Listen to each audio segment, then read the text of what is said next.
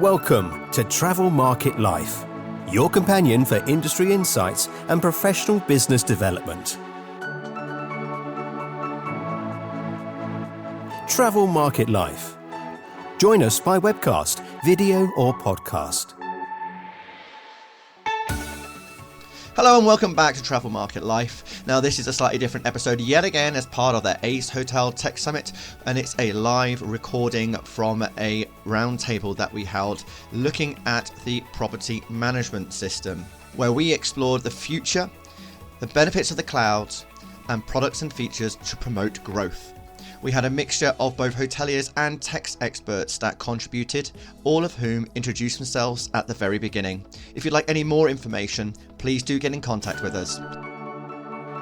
Travel Market Life. Travel Market Life is backed by Haynes Marcoms, a B2B marketing communications PR consultancy specialising in the technologies, travel, hospitality and property sectors. Create meaningful connections and visibility to grow. Haynes Marcoms cuts through the noise to resonate with target buyers, decision makers and influencers. From contextualizing your mission to positioning your value proposition, Haynes Marcoms helps you address the issues that matter. Marketing, PR and social. Build profile, gain momentum, shape strategy with Haynes Marcoms. Travel Market Life.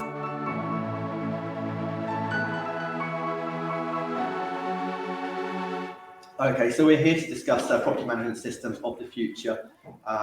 What do we know and what are we expecting from a PMS 2023 onwards? Benefits of the cloud and the effectiveness and efficiency, products and features, and how PMS promotes growth and other long-term benefits. I'm Ryan Haynes, Director of Haynes Marcoms and Travel Market Life. I'm Vidar Thomassen. I'm the Director of Senu UK, and we are a manufacturer of building automation and guest room automation products. I'm Gerald Lampaert, founder and CEO of Virtue Hotels and Resorts. I'm Harry Fielder. I'm the Chair of the Hotel Marketing Association and CEO of Umi Digital.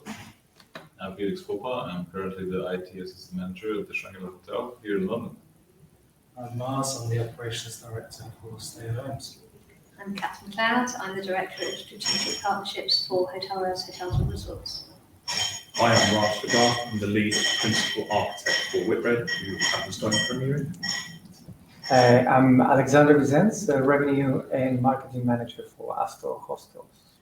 Now, from a technology perspective, we've sort of already explored over the last couple of days the necessity for connecting systems to the property management system in order for them to benefit from the data and to add efficiencies to for the staff.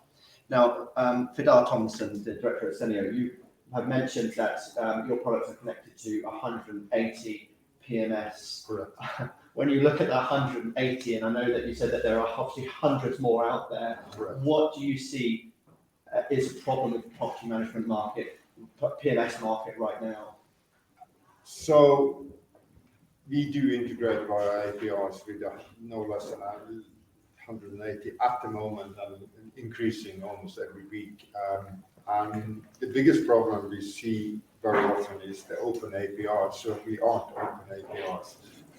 and integration is not as easy as it should be, which of course the way we do guest room automation and automation of the rest of the building completely depends on the information we can get from the PMS, and I'm afraid the old saying of crap in, crap out. So so the quality and of information and how easy we can get that, how easy we can integrate with the various property management systems is absolute key for what we are doing. Now, Catt Mcleod, you work with quite a few property management systems within Hotel Res. What do you see are sort of the key challenges the industry is facing, and where do you see that property management systems are advancing in some areas? Well, there's definitely some new property management systems coming into the market who are truly open in their API, and not just from a technology perspective, but also from a commercial and human perspective. Because whilst we've got developers and they've got developers and they can create wonderful technology, what has been missing in the past is the human beings then to work with the hotel to bring them along on that journey to help them make the use of that technology. Both vendors working together to use that technology. So we're really pleased to see a lot of the new PMS companies and some of the older ones being more aware of the importance of partnerships, as you mentioned earlier, and the importance of not just technology, but also that human support for the integration. Harry Fielder from UMI. Now, when it comes to property management systems, is the market actually broken perhaps? Do we need to be rethinking the central tech stack for hotels? I think we need to rethink the personnel side of things behind at the hotel level, because it's really interesting. Harpreet. I was talking to him yesterday about him bringing on a technical director for the hotel. I thought it was fantastic, because you're right in the sense that a lot of PMSs, we have an open API, it's not actually that open. And however, there is quite a lot that you can do with a lot of property management systems that is not done normally. And like Muaaz and Panelists and these guys, and there's a huge amount of connectivity that you can benefit from. You can pull out a huge amount of customer information into your logged in account area on the website. You can fetch ARI and display it within all your marketing material, that kind of thing. So, but the percentage of people that are actually doing that is so small. And so is it the web developer's responsibility? Is it the marketing team's responsibility? Is it revenue? Not really, because there's never been a technical role in a senior position in a hotel or a group that's been able to strategically make use of all the tools that we have, because each individual tool, whether it's booking engine or CRM or PMS, the decision's been made in isolation. It's been made, okay, well, marketing is going to choose the CRM, and then revenue or commercial is going to choose the booking engine, that kind of thing. So we're not really questioning the technical capabilities and therefore the innovative and evolutionary capabilities of the systems we use. So I think, sure, this could be a lot that's better. But I think there's a lot of stuff that we could maximize with the stack that we already have. Now let's hear from some hoteliers, shall we, about their actual experience and perhaps where they see the frictions right now. Gerald, if I come to you, tell us your experience currently with your property management system and where you feel that it's perhaps not delivering for your hotel. Well, I think the deliverable of the PMS depends also on the vendor to do the proper configuration based on the hotel requirements. And very often we see the PMS vendors coming to do the typical installation, they put the shell on, they just kind of enter some fields and information. But many times we see that the system is not used at its max and maximized, the maximization of the use of the system, because those informations have not been properly set up prior to the installation or to go live, and then the training also needs to be done in integration with the type of system within the type of property. So that's very important. Alexander, about you and your properties, where are you seeing that friction? I used for first time, I'm going to give you a little bit of background in terms of PMS. I was in touch with a PMS for first time in 2011. When we connected, this is all in the hostel industry. When we connected that for the first time, it was the OTAs we've been connecting, they did not know what we were doing. It was like screening the information from confirmation emails. There was no such a thing going on. And at that time, most of the OTAs have been trying to develop their own back office, so people will just use that. Then over time, it was a period between 2011, let's say 2012, between 16. There was no proper PMS, and a lot of people failed to develop the technology the way it should be. In the last 5 years, and I totally agree with you, Harry, the technology has gone beyond what people can actually use the systems to plenty of their abilities. So now the systems are way more capable. the people they are in charge, because as I said, it should be a new role in hospitality. Those roles over time, they've been sort of added into the traditional roles. So the revenue manager now needs to know marketing, the marketing person now CRM. Now now you need to connect Stripe, or now you need to go through payments. Who's going to do that?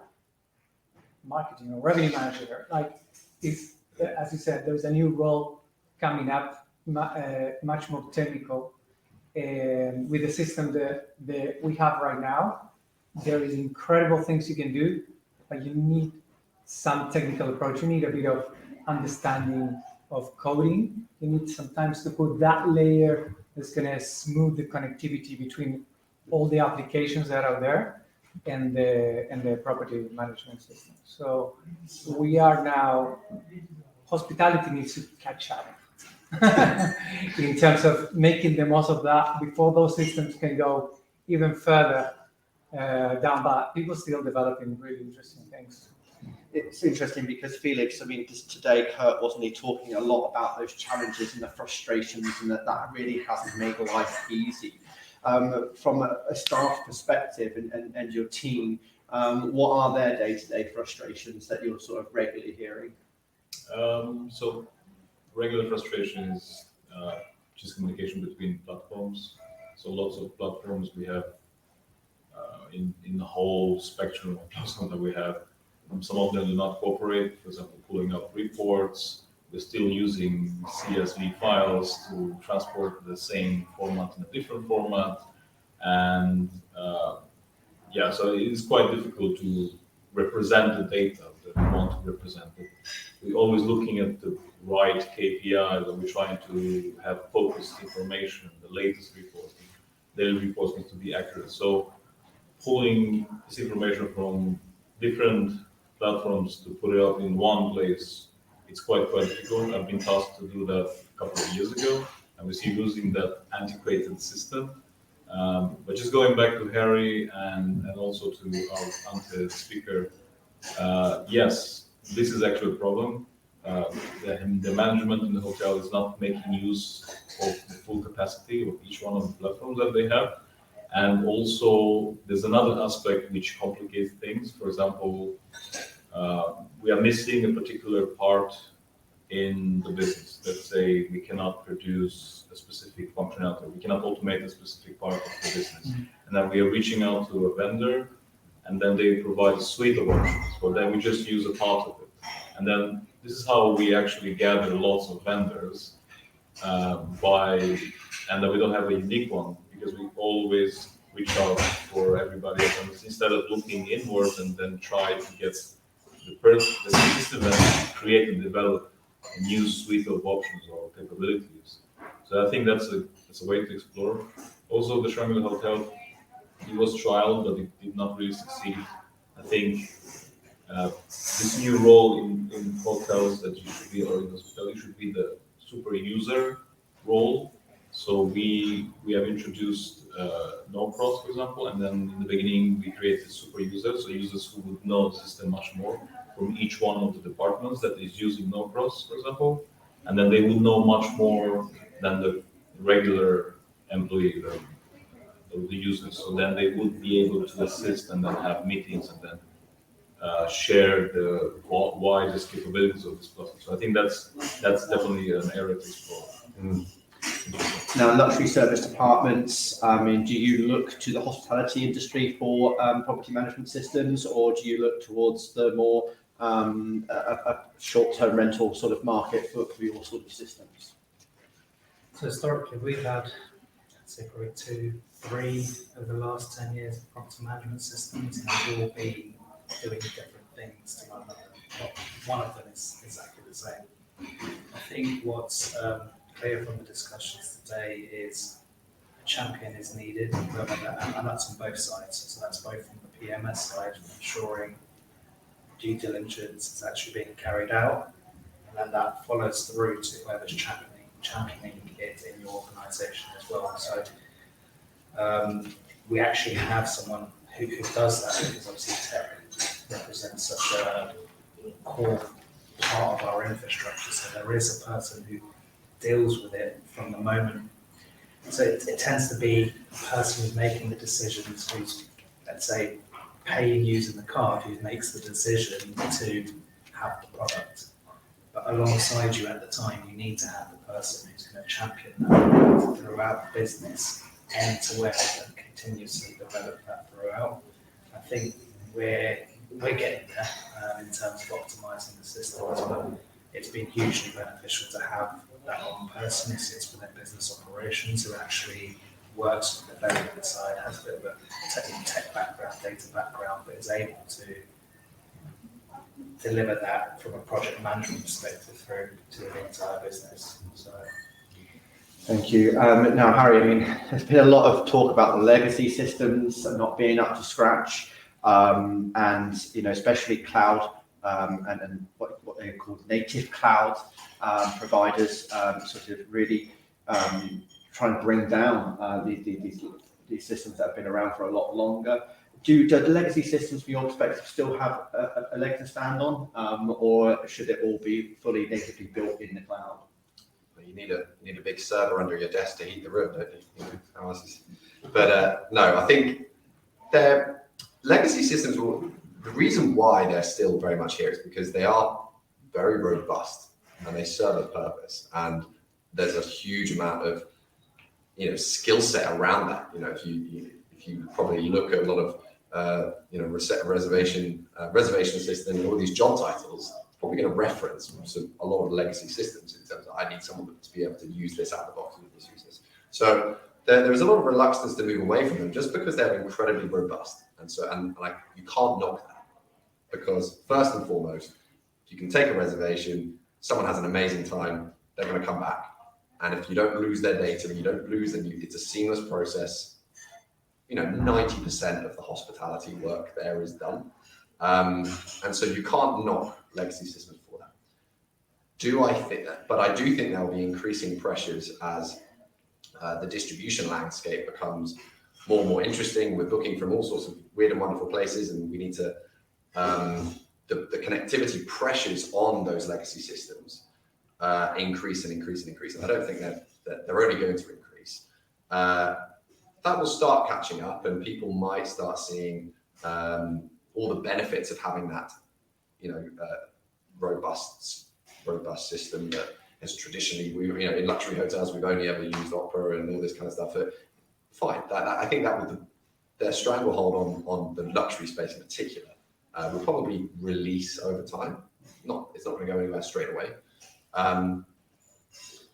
But yeah, it depends how ambitious you are with connectivity, because you can if you want to craft it, you want to have a centralized customer data platform, and you're going to have this really elaborate tech stack strategically at a board level, then yes, you're probably going to need a very, very connected, a cloud-based, obviously, PMS. But that's not your strategy, then it's not going to put pressure on you to do it. So there's still a role for both very much at the moment, I'd say. Vidar, do you think there should be industry standards for property management systems? And we see it in other industry that there certainly needs to be a certain level of regulation or certification in order to function as a credible piece of technology. Do you think that should also be in property management systems? It would help greatly in what we are doing. As I say, you see out of 180, and if we are adding 1-2 homes every week at the moment, we see some weird and wonderful stuff, I can promise you that. So it would certainly help. What I also will say is that a lot of the things we do don't just depend on us knowing that our energy management and our sustainability. Of course, we want to know that somebody is setting in today and all those basic kind of stuff. However, what sets us apart from almost everybody else in doing what we are doing is that we are trying to take it a step further. So if we get to know that the guest is French via the property management system who speaks French, well, we would change the language on the touch panel to French or German or English or whatever. 5 languages at the moment. In the same way, if you know that the guests arrive from America, we can change the setting of the room to minimize jet lag, all of those things, which comes on top of our mantra of energy savings and sustainability, and helps us to increase guest satisfaction and guest experience. But in order to do that, we have to get the information from somewhere, and that will be the property management system. So the communication between our platform and the PMS is absolutely key here. And the more and the better information we can get, the better we can do our job. Simple as. Catt, so I mean, Senio is willing to keep expanding the number of connections it's got with property management systems from the weird to the wonderful. Is this the same for hotel res, or is it better to really just focus on a certain number and just build your relationships and in and around that with your customers? So we're very fortunate in that our strategic plan for a number of years now is to have our own API layer between our technology provider, which enables us to interface to whichever property management system, RMS, etc., channel manager that we want to. And that's driven by the hoteliers, the members, and the strategic goals. So if we have a new hotel group that is, for example, moving on to Apalea is a great example at the moment, for the Zeta, we can commit to interfacing with Apalea, and we've done that now. And through that process, both companies have learned so much about each other that is then beneficial not just to that hotel group, but also then to future clients of both companies. So we will interface with and play nicely in the sandpit with any tech provider where there's a commercial need for a hotel. And that's a lot of work. I mean, you've just mentioned 3 systems, and that's, was it the RMS, the PMS, and what was the other third one you mentioned? The channel manager. Channel manager, right? Just take PMS to begin with. How many are there before you even address the RMS and the? And this is why we have to be, because if the commercial strategy of the property is to have a diverse distribution mix, obviously their own website, booking engine primarily, but the need for online travel agents, the need for GDS, then that has to be connected in real time, dependable rates and availability, for example, and reservation delivery to the property management system. So where there's a commercial need, then the work is worth it. Yeah. I mean, that's where you see a big boom of these like middleware companies like Hyperguest and Shanex and Impala for a while. I don't know if Impala's still doing They've changed something else. They changed a lot. Sorry. No, it's also not that you can just do it once. It's like what we That's experience really good point. through all those 180. And if anybody think we can do it now and it will work next year, then I can tell you it won't. It's constant maintenance. Exactly. If you start relying on these middlewares, and you start going, right, we're going to interface with, I'm going to build an integration with Chanex, knowing that they're going to handle all of the plumbing, and that's their sole job, is just connecting the hotel into the hotel plumbing internet, right? And I think that's what's going to make things quite popular, because you can then deploy a SaaS product or a new channel or whatever, and you've instantly, via one integration, got an integration into everything. So I think they're kind of an enabler for a lot of connectivity, I think. Yeah, I mean, obviously you've had a huge growth in development, IT development companies who've taken the burden of building those integrations, but it's either the hotel paying for it or it's a technology company paying for it, and it's additional cost. Now, Gerald, I mean, one of the conversations that I've had with a few hoteliers actually is that they're looking to reduce the number of third-party apps and systems that they work with because of their fear around security of data. If this data is going from their property management system to these third-party apps and then back again, it's like, well, what's happening with this data? So rather than sort of get all these third parties on top of the PMS, they're looking at PMS that actually has a lot of these features and functionalities already integrated. How important is that for your strategy and consideration of security? Well, security, for example, in our context is, I think properties across Europe and soon across in North America and in the UAE makes it difficult in terms of, first of all, the GDPR. So Where is the data? Who owns the data? And how secure is the data? That's one thing. Then the second layer on the top of that is those multiple vendors are doing updates, performing changes in their application. How good do they communicate with other suppliers like the PMS supplier, the CRM supplier, etc., etc.? So there's always a moment where you have discrepancy between in the flow of information. And so that's also a risk factor for us to say, okay, are you sure? Did you guys work together to ensure that the flow of information is really secured or accurate also? So that's where we see a risk. And so far, we haven't been in trouble, but within technology going very fast forward, there's always a risk. And we always fear, you better have a good insurance company behind you.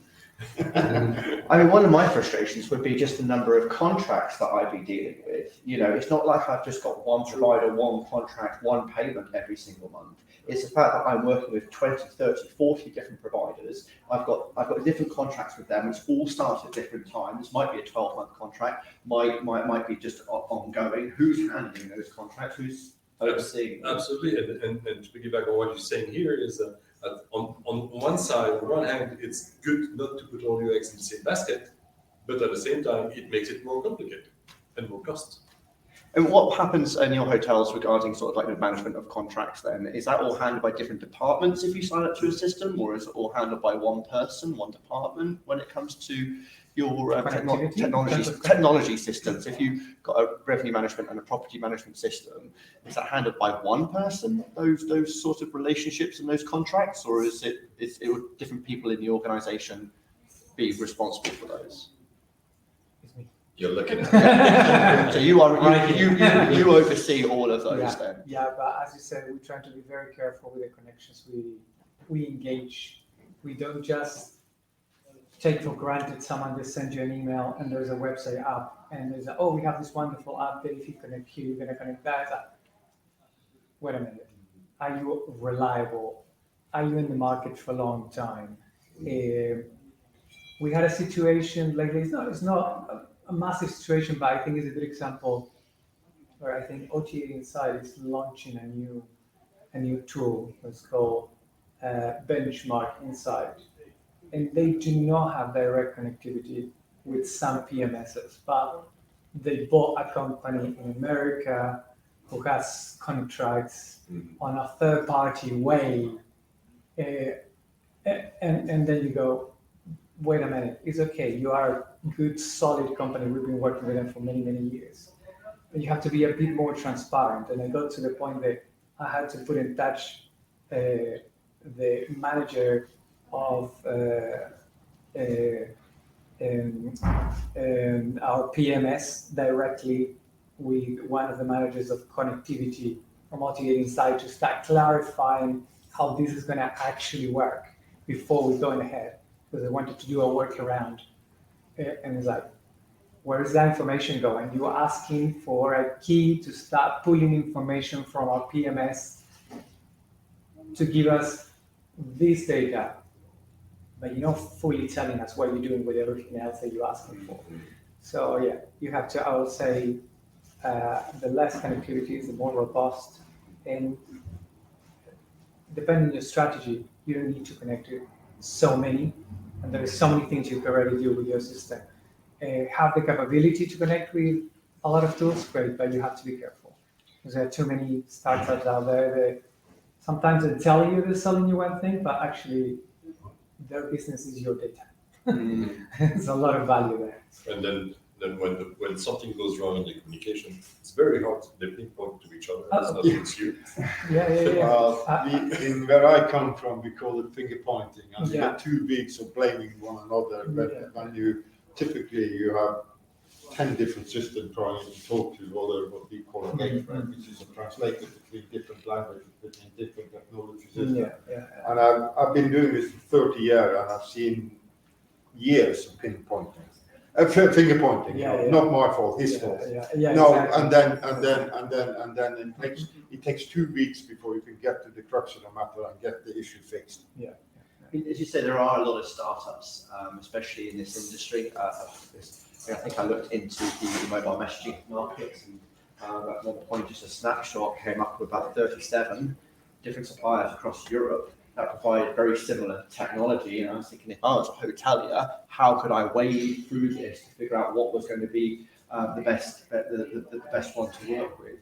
If you're sort of working with some of these new innovative technologies that are out there, how do you start to decipher perhaps which ones are going to be the best ones, particularly if there isn't that feature or functionality already existing in the PMS? Because as we know, the PMSs are trying to develop, or they're consolidating and buying other systems. But when we're at a point where it's a whole new piece of technology for the industry, what's your recommendations, Harry, for hoteliers to be thinking, okay, are they going to be a sound partner for us and protect our data and use it in the right way?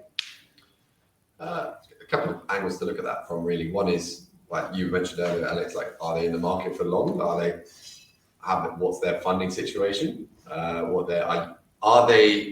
Is it significant enough as a part of your business that it's worth just having a punt on it? You know, for example, a bolt-on piece of messaging stuff that might just handle a bit of upsell. You know, you could have a punt on it probably. Whereas if it's a core, like key card system integration, then yeah, that's a bit more less worth the punt. So I think there's that, like looking into the credentials of it, and where they're getting the money and what their plans are and that kind of thing. The other angle is security. Like, what actually do question that? Where's your data processing happening? What's the stack behind it? And if they're a small startup, they probably should be quite transparent with you. And I find it's often with the bigger companies that you lack the transparency of how they manage their entire tech stack.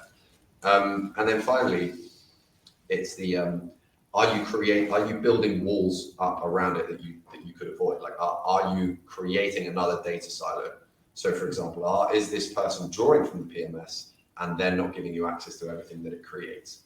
So, threads, messaging, customer data, insights, etc. Is that just locked away in their own proprietary thing, or is it actually being pushed back, or can it be accessed in some way? So a few different areas, but try not to build walls up around the systems that you're choosing. So choose it with a lens of, okay, well, how am I going to use the data? Just ask yourself a quick question, like, can I use the data that's been generated in this third-party tool in other ways?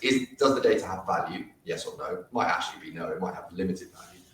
If yes, how is that going to feed back into my connectivity strategy? So it's a good little litmus test as to whether or not you should go for something. Now, Muaaz, you're talking about a champion within the industry. What about, I mean, you've got such difference between in type of hotel or accommodation businesses, from service accommodation to mum and pop B&Bs to big resorts and global brands. Do you see that there could be like a property management system that's one size fits all? Or do you think it's actually integral that property management systems sort of really define their market and really focus on the type of category of hotel that is going to help them prosper and grow in the right way? Could be slightly controversial. However, in our industry, what I've seen is a lot of companies like us have actually started to develop their own PMS system. And that's a lot easier said than done. But when you think about it from how crucial the PMS system is to your business and the amount of different things that you need it to do, and we've spoken about how some stuff does this, some stuff doesn't do that, but some stuff that sometimes there is a plugin that you can plug in. And the time taken to manage all those different spinning plates, and then the person to then continuously approve upon it. There are a lot of companies in our industry who have then gone on to decide, well, PMS system's going to cost me tens of thousands, hundreds of thousands of pounds in a year anyway, so why don't I spend that time in developing across a 1-2 year period into a product which suits me perfectly, and I can then develop on it as much as I want over the course of however long the business is ongoing. And then I don't need to fit my business around the PMS. The PMS fits around me. So I don't, in terms of an opinion on that, I don't really have one, but it is slightly controversial in the realms that it's a different way of looking at it. Yeah. I'll throw the question to you as well. I mean, you know, should property management system one size fits all, or? Well, I think there's room for everyone. I mean, I always go back to the comparison with a car. You can get a beautiful car, you can get a Rolls Royce, and you can get a boat next to it. They all drive on the road pretty much the same way. It all depends on what are the options that you're looking for, what capacity, robustness, what type of service you're looking for. If you go to the Rolls Royce type of PMS, you may get more service, maybe less efficient in terms of time. You may have to wait a little longer to get things done properly, where a smaller PMS may be a garage company, and so they're very aggressive, and so they want to please the customer. No, one size fits all. I don't think so, because there are various type of hotels, limited services, all the way to full-size resorts with convention centers, casino, etc. So it's very difficult to say. I think the best option would be to have a PMS that has a lot of options, but you can turn them on and off depending on your business requirement.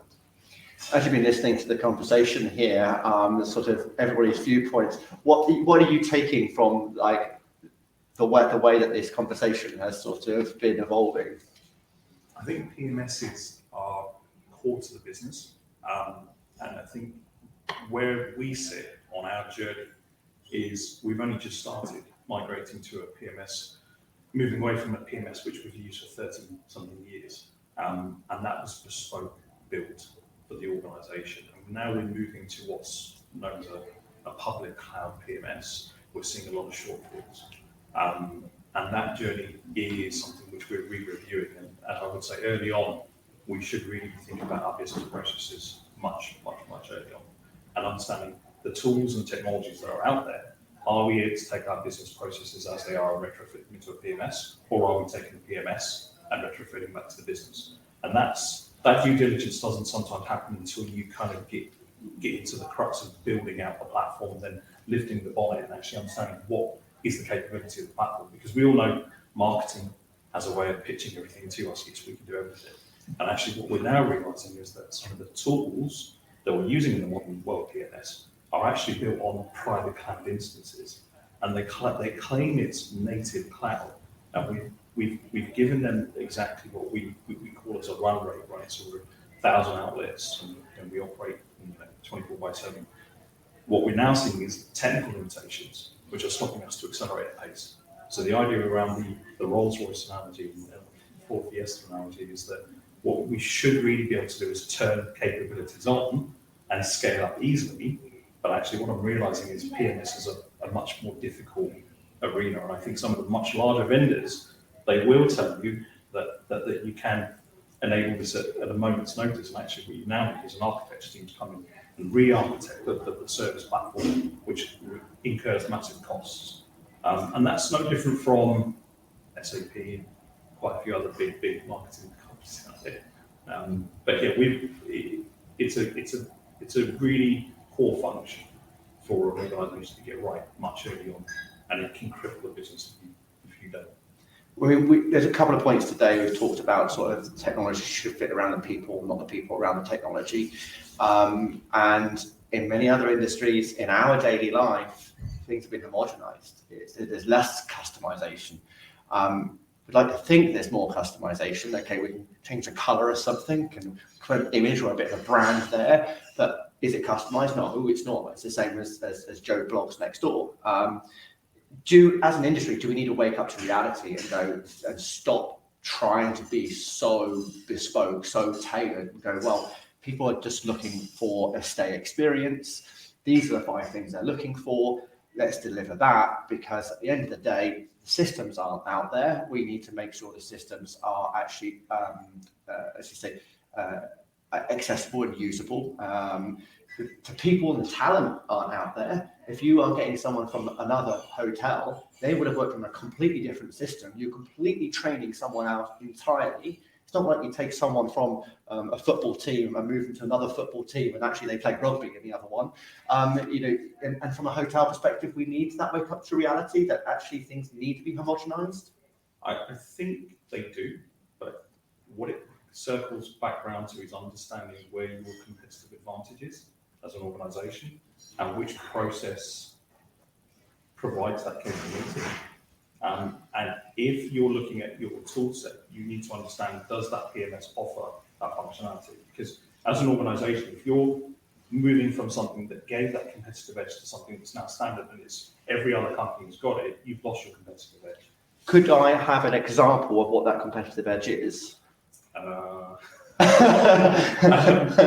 can be anything around guest experiences. So because because it is that really unique. I mean, this is the thing. Is it just a value proposition? It's just marketing at the end of the day, and actually the way we need to deliver that shouldn't be any other different to any other organisation. It's more about the wider experience, a wider feeling, and the wider sentiment that you want the guest to walk away with. It sounds like we're trying to create technology for something that is a feeling rather than an actual tangible object.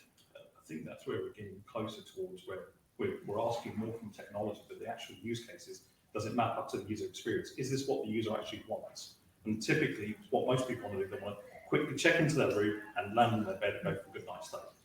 That's typically the business model that we work towards. And I think the add-ons, which kind of offer that unique experience, if you're a family of 4 and you checked into a hotel room and it's got your names up on the screen and it's offering you some marketing incentives to say, well, actually, there's some activities around the corner that's maybe kid friendly. The idea is targeted information is really, really useful. But I think that's where we're looking at that competitive edge in the future. Thank you.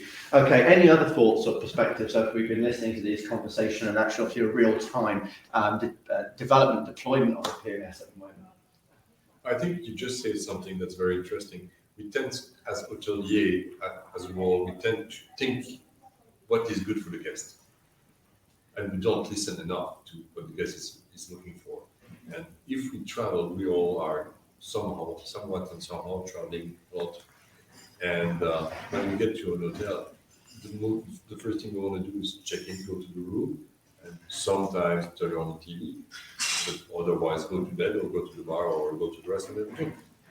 Do we really need to put all those tools in place for the guests that are fancy? Maybe. It's a good thing. I've always questioned free Wi-Fi.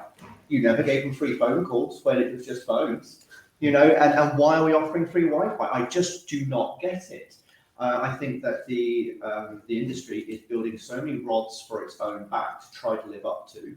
And what we've seen across many other industries is that it's sinking them financially and they need to find ways in which to prop them up. The media companies are already making sure that you're paying subscriptions for anything and everything. Those prices are going up and up and up.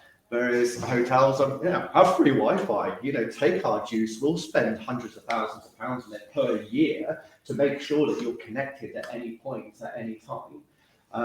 And then, we seem to, I know it's talked about all these omni-channel payment systems and all that sort of stuff, but again, there's so much difficulty in sort of like saying, well, why are we offering everything when actually a lot of retail systems don't, or sometimes limit and restrict and say, actually at the end of the day, we can't do that. We are only capable of going so far.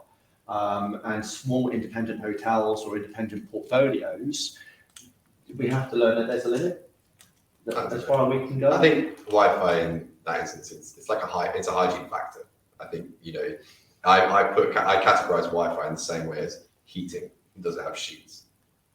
I think if you start, so yes, I think in the luxury end of this of it, we don't question the heating, we don't question the how many ply is on the toilet roll. It just is that part of the experience. Whereas you go down to the your Easy Hotel and you've got to rent the TV remote from the reception desk. It's down to that end of the spectrum. And I think I absolutely get it. Like I think at that part of the spectrum, yes, Make it. If you're buying a TV remote from the desk and you buy into the idea that all I need is a room, cool. But I do categorize it as heating and toilet paper. See, I remember going travelling in the year 2000 and going to internet cafes and paying for it. It was what you did. You never had the opportunity to sit in a coffee shop and get free internet. Well, toilet roll hasn't existed forever either. So. But I think to your point, you're right. But at the same time, you can't go back. Customer expectation is, I'll get Wi-Fi. Now, you can put some limits. And if you really want to have broadband as well, and to be able to do very streaming, HD streaming, then okay, that's an additional cost. I think somebody already do that. I stay at Premier Inn. They charge me 10 quid per night to do the ultimate Wi-Fi because the standard one is shit. Well, that's what I was going to say. You can have a level of free Wi-Fi, and my local Greasy Spoon Cafe has free Wi-Fi, and that's laptop friendly from 11 till 3 or whatever. But then, upsell to super fast. Exactly. But if you are upselling to super fast, then it has to be super fast in every room, at every desk in your hotel. And how many hoteliers check? What is the Wi-Fi like in each different room? Because it varies. So otherwise you are killing expectation and it actually works against you. Right, I know we're sort of like moving off topic, and that was partly my fault there, but I did want us to sort of like be looking a little bit more about sort of, I guess, what road and what path we're potentially taking ourselves in when it comes to technology and the tech stack within properties and what a property management system should be doing. Alex, do you have a final sort of I wanted to add something else a little bit, going back to the PMS. So, as you say, Harry, there are certain things that are basic. No one now can work without one. We all want the best one because we need robust connections. So there are certain basics we need. Then we have all these new technologies that are coming around. And they're attracting, and we get so many marketing and so many emails, and so many people are so good at trying to sell you their solutions. And so many people now is trying to tap into that profit of every single property, even more and more. Now you can see that every property continue connecting and paying commissions on rooms, on beds, monthly fees, and keep on going. But I think properties or companies in general should dedicate a bit more of time on clarify the way they think and their own strategy. And I think there is a lot of waste of resources when the companies and the property managers or the person in charge do not step back and think and go, okay, what is our strategy? Once we are 100% clear what we want to do, then we start picking the essential tools that will deliver that. And as you said, in hospitality, sometimes you just need a good bar with a good menu of drinks for people to come. You don't need like the fanciest app. Obviously, some technologies are basic.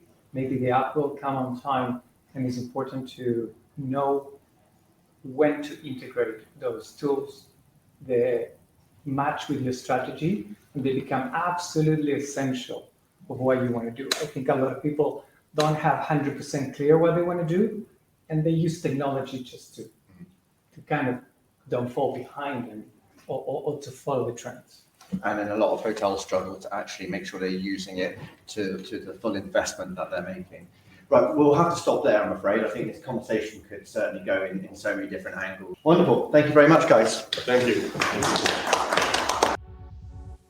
For more, go to Travel Market Life. The music sensation by Zach Nelson is reproduced under license from Storyblocks. Travel Market Life is a Haynes Marcoms digital marketing agency production, serving the travel and technology industries.